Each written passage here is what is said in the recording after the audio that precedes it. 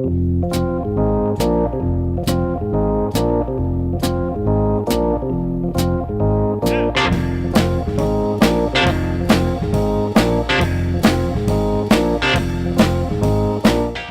to the Two Blokes Chatting radio show on 94.7 The Pulse. Music, interviews, news, and, well, Two Blokes Chatting. Now, here are the two blokes. Welcome back to the Two Blokes Chatting radio show. My name's Neil Butler, and today we have just heard Wings of an Eagle by Russell Morris. The discerning listener will pick up that that's not the normal version of Wings of an Eagle, and the best man who I can ask to describe why that's the case is a bloke called Russell Morris. He's on the phone. G'day, Russ. G'day, Neil. Nice to talk to you again, mate. Nice to have you back here. Rob sends his apologies. Unfortunately, we tell the world that this is actually pre-recorded. Rob was unavailable for this conversation, but he is sitting across the other side of the studio with me as we're listening to this, so it's great. Now, the album that we're talking about that's been lifted off is Russell Morris, The Real Thing Symphonic Concert. Now, that has got about 1 million questions about it. Let's kick off with, where did that idea come from? You're not going to believe it. I did a show in Queensland, and when we came off stage, one of the players said, "Did you see that bloody guy sitting up there halfway up the crowd with his arms crossed, not laughing at any of the jokes and not even clapping? The guy that looked like Clive Palmer." And I said, "Well, that's because it was Clive Palmer." And he said, "How rude." So I went out and I'm signing CDs, and here he was in the line with 3 CDs he'd bought. Excellent. And he said, "I've always been a huge fan of yours." He said, "I think you haven't had the right breaks." He said, "But I really do love your music." And he left. Probably 5 months later, we did a show up in Townsville, and the lady said, "Oh, you're doing 2 nights here?" And I said, "Yeah." And she said, "Well, Clive Palmer's booked 3 tables for each night." Wow. So I got up on stage and started sending him up, and he loved it. He loved it. He came back and started laughing with me. And then on the final night, he said, "Would you and your wife come to my place for lunch one day?" So we went, and he said, "Listen, I think you've lost sight of your audience." And he said, "I think people haven't promoted you the right way." He said, he said, "I would like to make an offer to you. I'd like to put you on at the Opera House in Hamer Hall in Melbourne, and with a 60-piece orchestra." And I just laughed. I said, "Clive, listen, that's a really kind gesture." I said, "But listen, some of the clubs I work, sometimes they're only 500 seaters, and sometimes I don't even sell them out."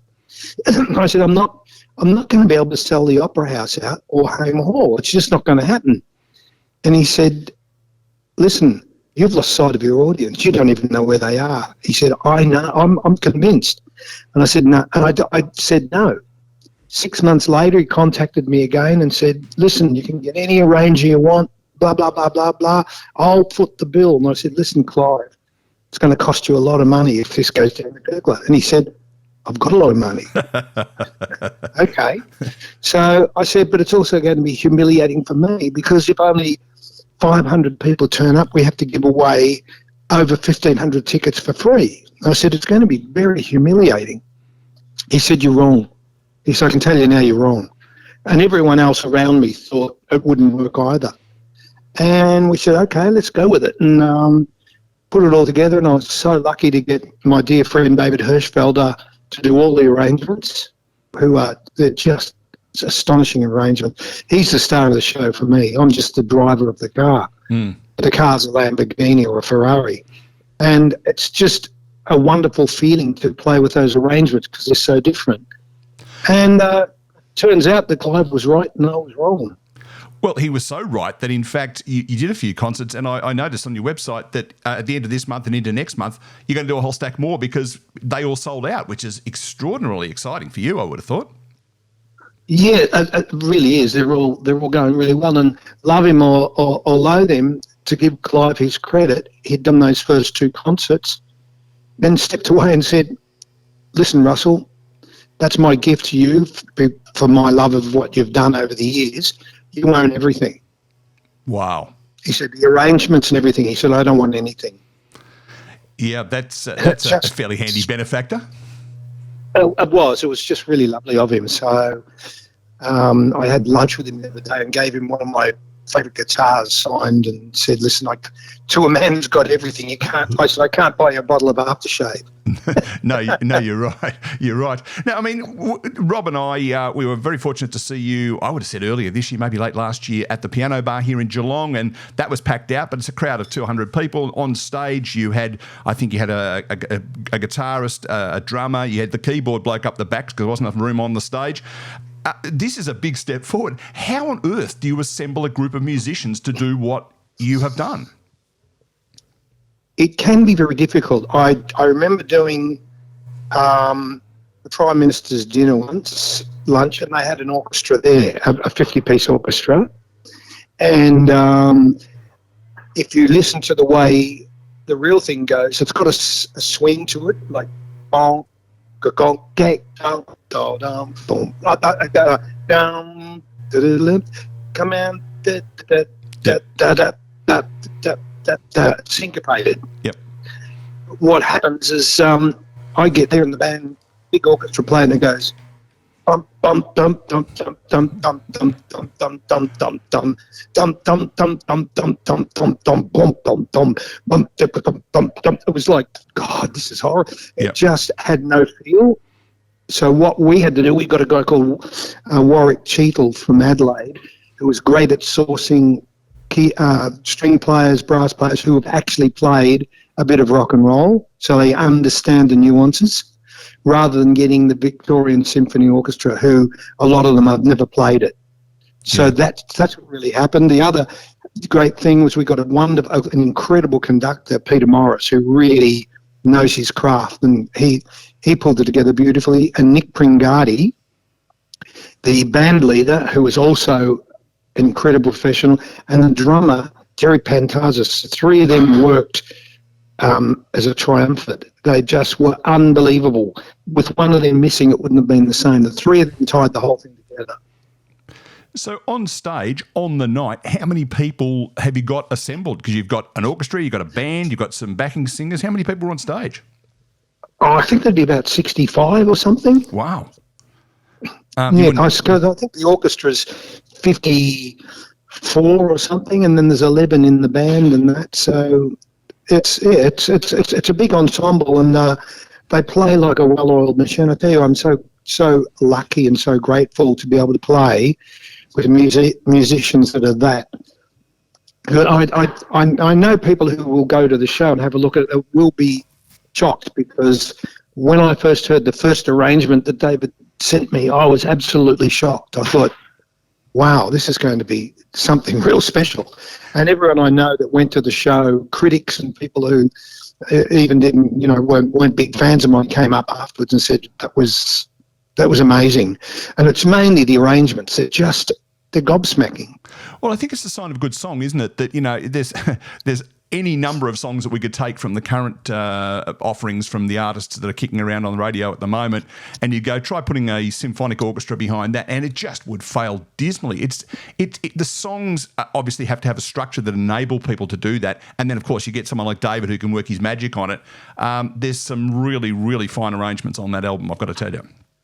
Oh, yeah, his arrangements are out there. Some of them are, a couple I got and I went, wow, that's different. And I'll tell you how different they are, because I originally got his arrangements, which he did on computer simulation. Yep. So I would listen to them and try and sing along with them.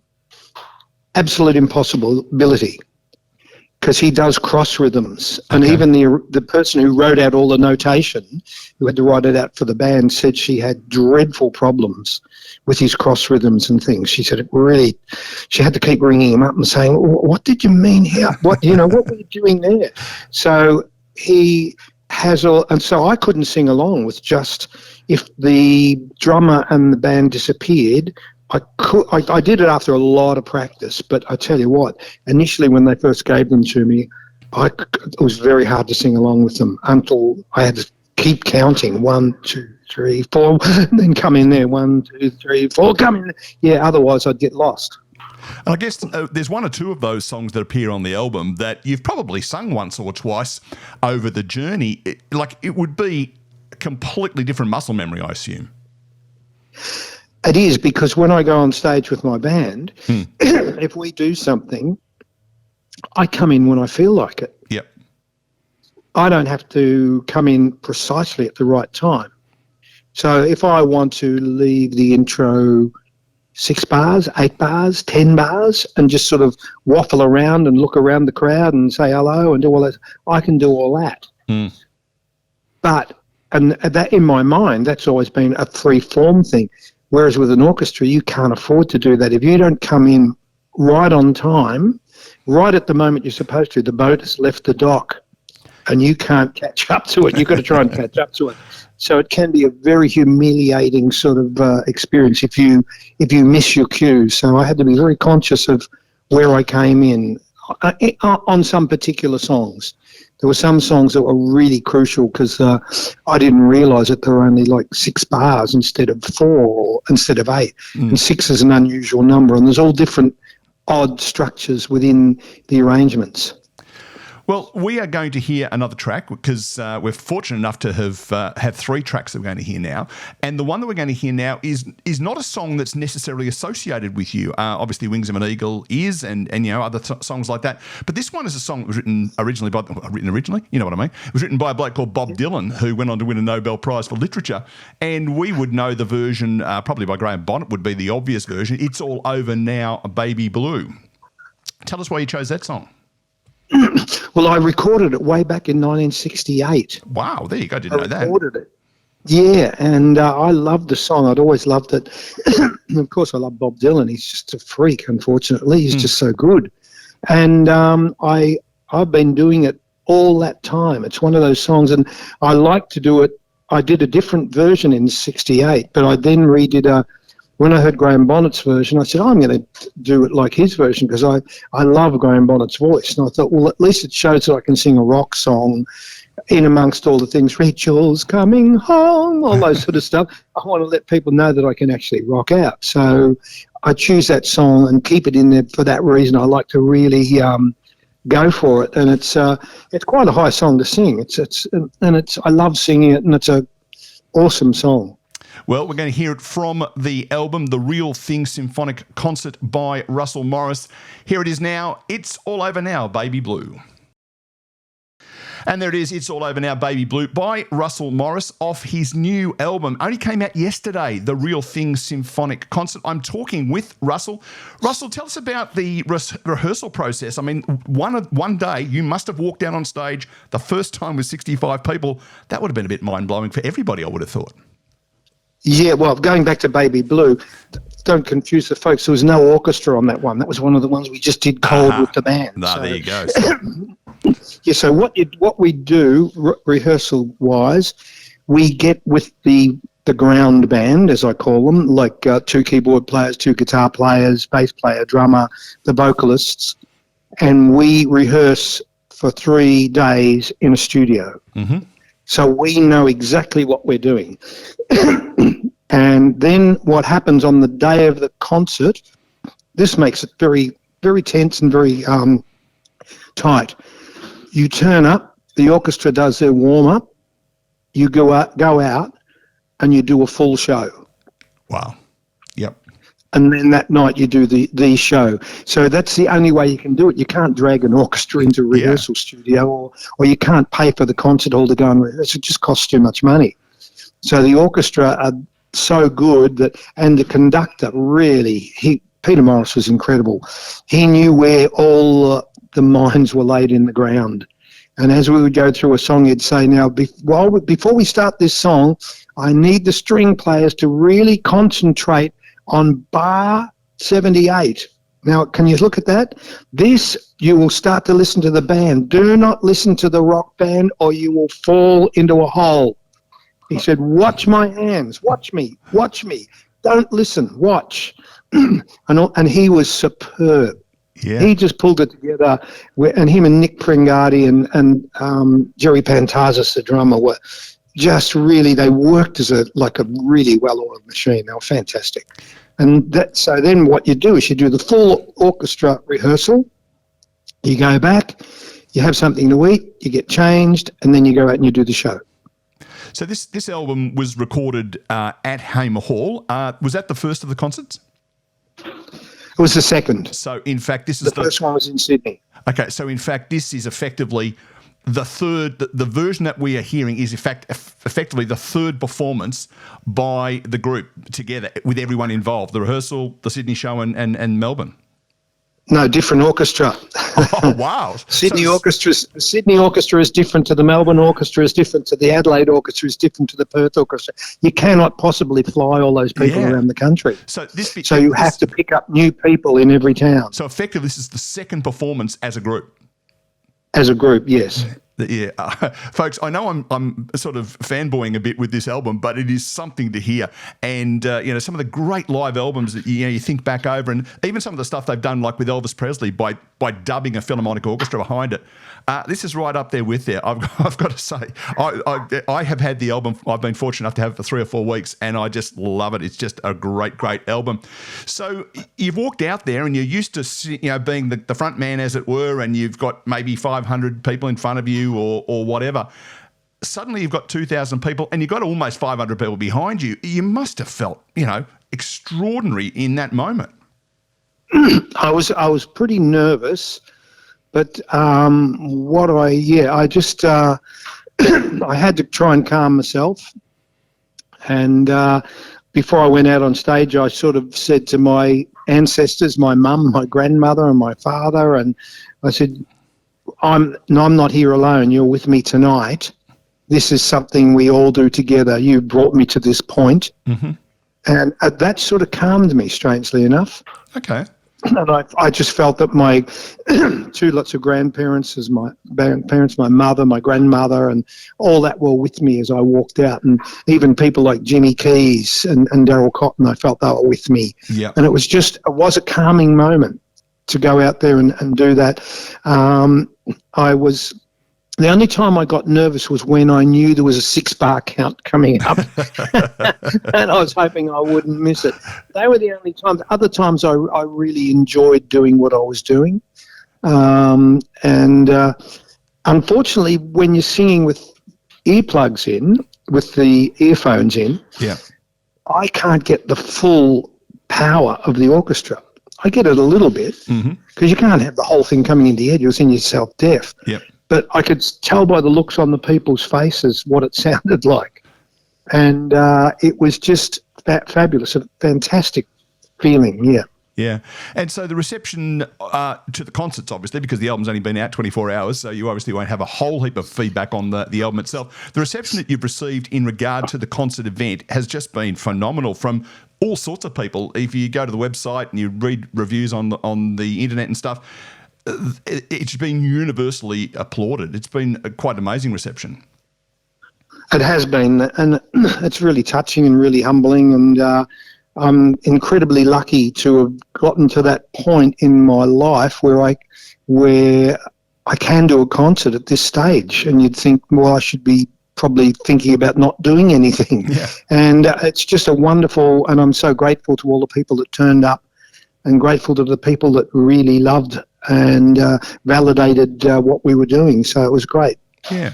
Well, you can, in fact, if you're lucky, I know that Brisbane and Sydney are down to waiting lists at the point of time that we're recording this. Melbourne, Perth, Adelaide, there was still some tickets available. Late October, early November, folks. So if you're interested in catching up with an encore performance of this amazing concert, get on to the cleverly named website, which is russellmorris.com.au. Must take you a while to come up with that one. And it's good, isn't it? And if there's any tickets left, and I'll be surprised there are by now, because we're recording this a couple of weeks in advance, you jump on them because you'd be silly not to. Now, in terms of buying this album, it's available on a CD, a double CD, a double LP. Who would have thought back in 1969 when you released The Real Thing that we'd be talking in 2023 about a double LP coming out? There's programs. There's even someone clever in your marketing department. You can buy The Real Thongs, which I think is quite clever. So get on there and buy it, I would have thought. Yeah, that'd be nice. I'd just like them to maybe listen to the album. If you don't, it's I think it's well worth it. if they go on the website, they can check out what they want, and I'm sure they'll enjoy it. Well, I hope they will. I'm pretty sure they will. I'm going to invoke the words of one of your mates. Do yourself a favour, folks. We get on here and we tell people about albums, and of course I was going to say paid to, you know what I mean.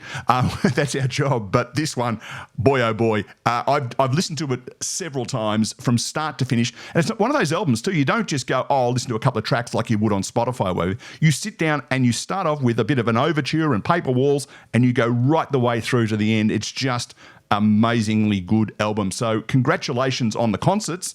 Congratulations on the albums, Russ. It's great to have that in our collection. Thanks, Neil, and thanks. Lovely to talk to you again. It's always a pleasure. Thank you. And down in Geelong, where I used to spend every weekend hitchhiking through Geelong to go down to Anglesea or to Torquay. Thanks to all those people that picked me up while I was hitchhiking. It was funny. The other day we spoke to Brian Canham from Pseudo Echo, and Rob said, Russell Morris was down. He used to always hitchhike down to Anglesea, and Brian said, yeah, I think we all did that. So it seems this must be Rockstar City. But always great to have a chat, Russ. We appreciate you putting some time aside for us down here on the Two Blokes Chatting radio show. And I thought I'd never hear the end of it if I didn't choose this song for the outro. Rob's favourite Russell Morris track, right up there amongst my favourites as well. It's a song called Rachel. Russell Morris, thanks for joining us. Thanks, Neil. Thanks, Rob. All the best.